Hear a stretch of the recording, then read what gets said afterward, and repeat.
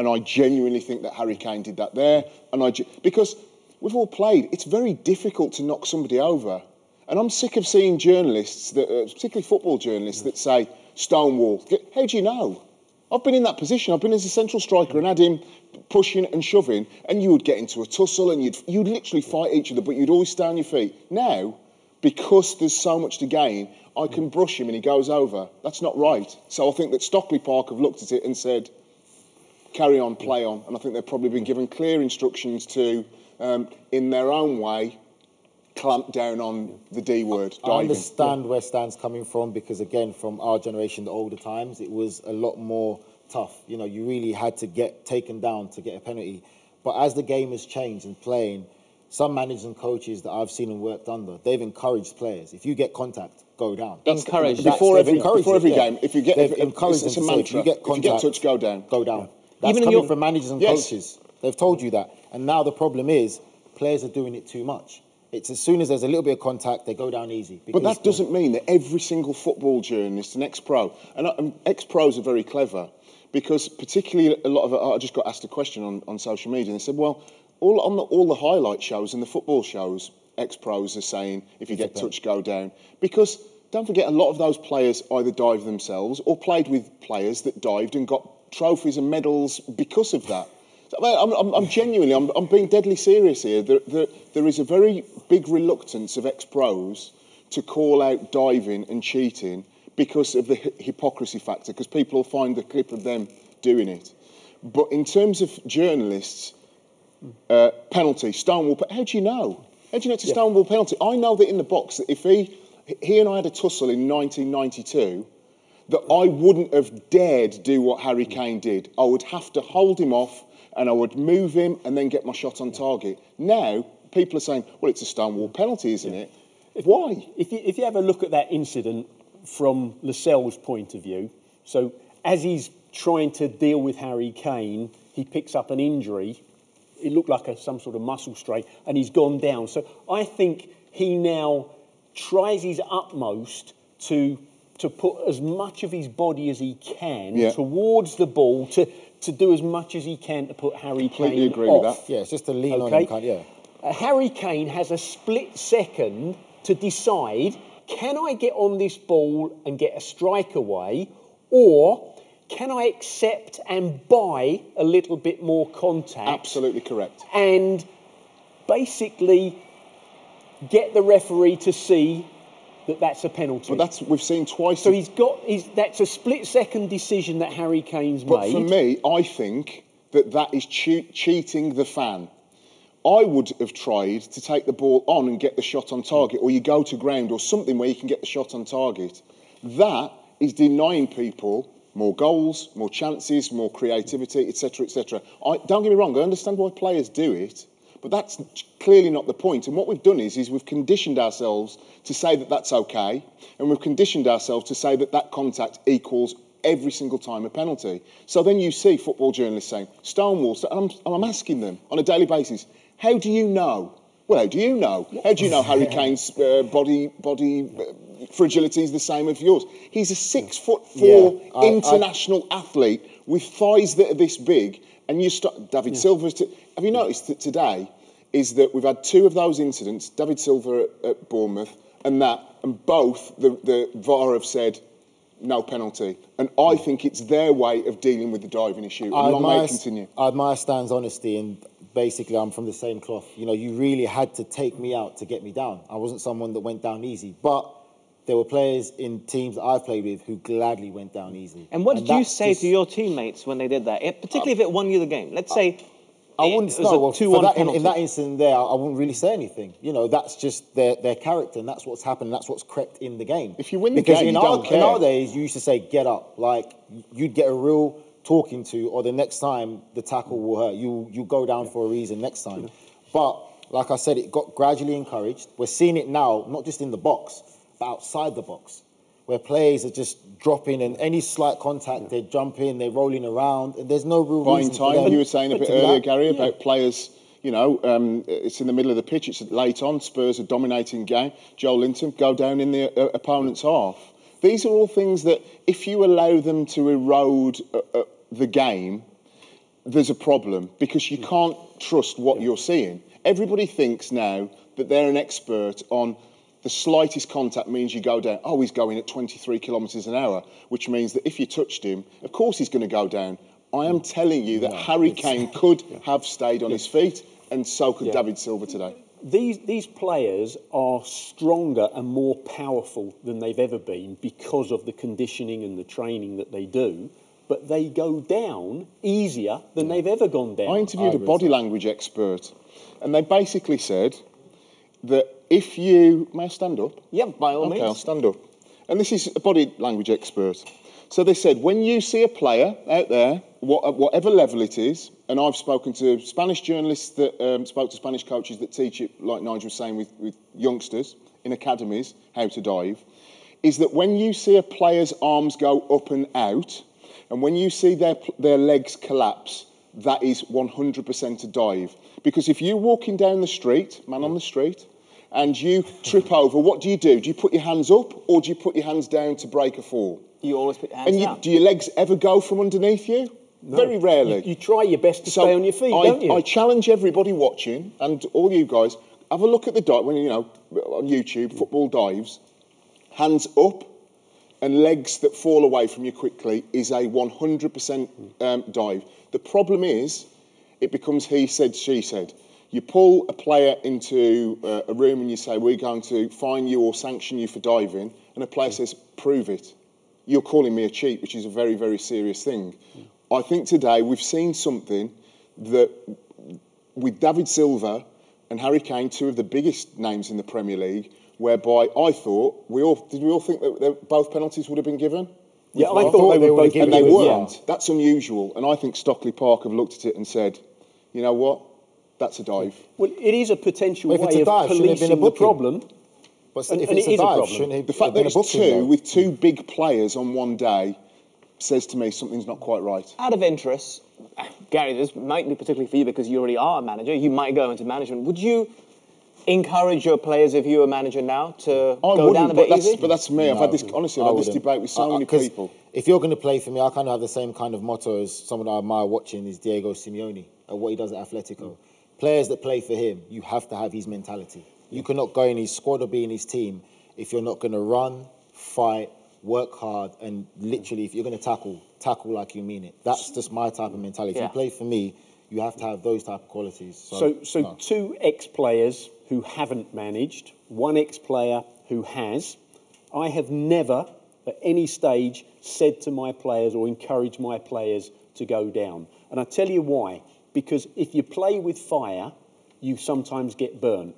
Okay? So if my players are diving, okay, I then am likely to get sort of done the other way with opponents diving as well. So I don't promote it, never have, and I totally disagree with it. But many managers do. It is a mantra in the dressing room. If you get touched, go down. And that's been 25 years now. And that's not yesterday. That's and managers promote that with their players, and then they moan when it happens against them. So you can't have it both ways. It's like, it's the VAR thing. It's like, a manager says last week, I love VAR. Manager says this week, I hate VAR. I'm sure that's all and we all buy it. We all turn around and go, oh, that's okay. He's literally contradicted himself 1 week later. But the way that it was Guillem Balaguer, famous Spanish football journalist, and he did a sort of mini doc on it at Spanish clubs. And he said, and he had a big smile on his face, and he was very relaxed saying it. He said, in Spain, it is not seen as conning your fellow player. It is seen as, can you push the boundaries with the referee? See, I've been meaning to bring this up for the last 10 minutes. When you pull off a trick in a football match, when you nutmeg someone or you do a Ronaldinho trick, whatever it might be, it's a trick. So if you're going to go down easy, isn't it just tricking the referee? That's what they will say. But I think it's cheating your fellow pro. It's conning. It's cheating your fellow pro. It's to win a game, though. All I can think of is playing against. He was at Wimbledon, and I can think about playing against the crazy gang, the Vinnie Joneses and those guys. That if you'd have played against them and tried anything on like that, you would have been in deep water and deep trouble. Then. I know it was. That's what I'm saying. That's what I'm saying. That's why we grew up in that mentality, saying that we don't go down unless you really take us down. And with doing that, you earned a lot more respect from players in other clubs and teams because they know you're not someone who's going to be a cheat.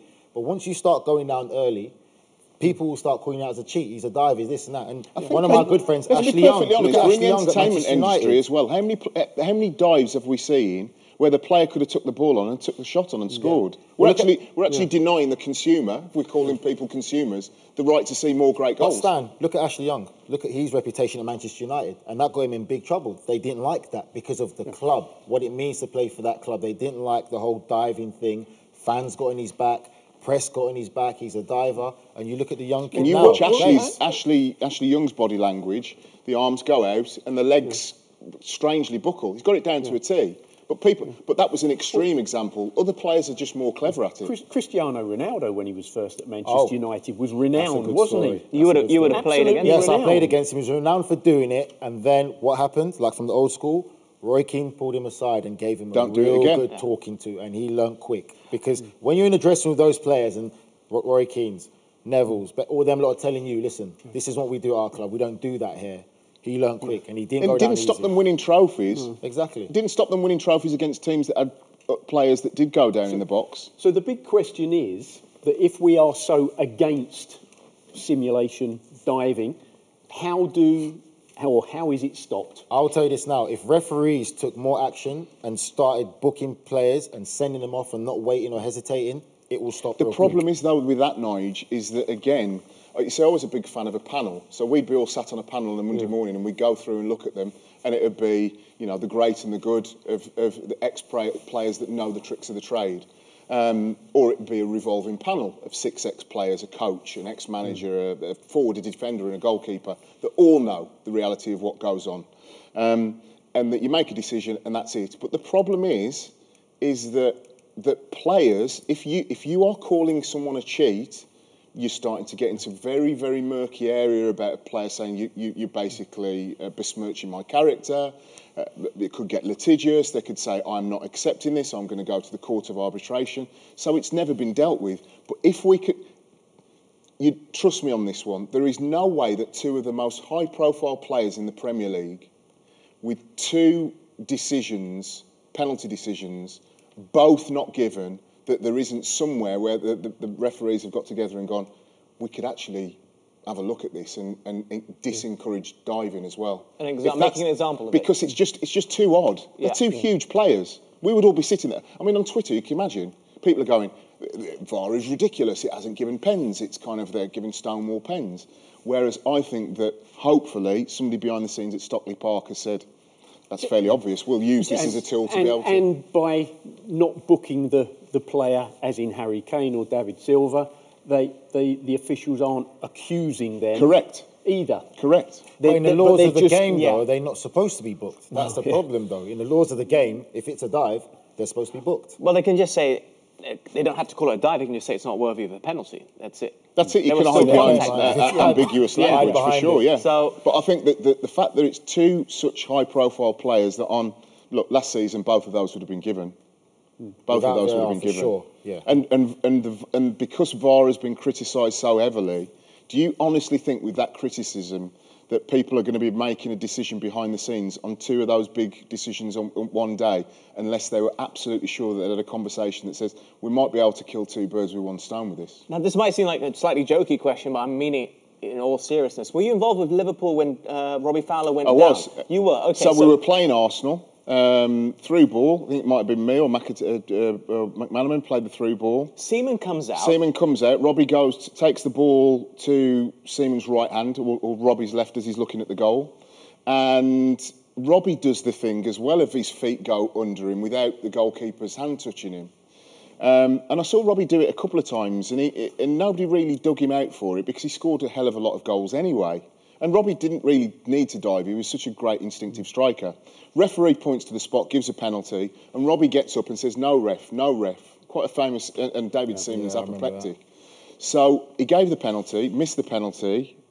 Jason McAteer, I think, followed in and scored. It was a very tame penalty, as if he didn't want to take it, obviously. And he won a UEFA Fair Play Award. Now, what did you say to him, or the rest of the team, say to Robbie Fowler? Everybody just gave him a little bit of sort of light-hearted stick. But I don't think anybody... Look, we're not being angels here. Nobody in a dressing room whereby you've had a teammate that's dived for a penalty is going to go in and tear a strip off them. But that doesn't mean you have to like it. Yeah. It just means you have to do what you feel in it. I was lucky that when I it's played, the respect of it's the honesty. I think it's the honesty that if you're in the dressing room like that and he does it, it's the respect of him of having the honesty to say, look, it wasn't a penalty. You can't be mad at him. But you know? it's also gone from that top end of the park to the defensive third of the park as well, where you get a defender who's in a tight situation and a forward's trying to close him down, a little bit of contact, and you're getting defenders actually going down to get them out of a tight situation. Well, just out of interest, so you were captaining Wimbledon at what, 19? And then you were in West Ham, you were captaining them at the age of 23. Those are big, big clubs. West Ham, obviously. Did you never, ever call out somebody for diving? As a captain, as a leader in the dressing room to say... Never. In none of those two clubs there, no. It was a complete different generation. You didn't do a Roy Keane and Ronaldo, and you never had to do that? Never, no. None of the players that I played with dive, because it was that, you know, the personal day-to-day training, we made each other tough. It didn't allow you to dive? We didn't allow you to dive. It was very competitive in training, whether it was 5-a-side, 7-a-side, we competed hard. We played as we trained. So if you went down easy in training, we would exchange some very unpleasant words, and then next time, if you go down, you're going to go down for a reason. And when you had that mentality in training, it's very hard to go into a game, professional game, and then all of a sudden, from that tough mentality, that fighting spirit in training, to go all of a sudden and be soft and just diving everywhere. So and look what Cristiano Ronaldo learned from that experience. He went from being quite a wiry left winger that was doing 60,000 step overs every 2 minutes to being more direct, physically stronger, probably mentally stronger. And yes, I'm sure there have been occasions in Ronaldo's career whereby, you know, he's been in the box, and it's as all players do. This isn't casting aspersions on anybody's character, but today, for me, and I'm waiting for my notifications to blow up because everybody across the board said VAR is ridiculous. These are penalties, and I'm like, how do you know? How do you know? And if you, of course, then if you say, well, I've played, and Joe Bloggs says, oh, well, you've played the game. I've played on Sunday. It doesn't matter whether it's Sunday morning or whether it's the Premier League. You know that when you're in the box and you really want to get a shot off, as opposed to lean into a player and go down very quickly, you know the difference. And people have just been conditioned. And why people were expecting those two decisions to be given as penalties, because in recent times, that's what they've been seeing wherever VAR has been used. So people have been programmed that it must be a penalty. And we're actually saying that the modern day football, like you said, they're not footballers no more. The word is athletes. They're conditioned athletes. They are big lads. I thought you were going to say actors. No, athletes. Okay. They're conditioned athletes. And even now, like I said recently, I've been to a few clubs recently. Like, I'm a very small man compared to the modern day football. Most of these kids now are like 6 foot something at the age of 17. And they are strong athletes. It's impossible for them to go down as easy as they do.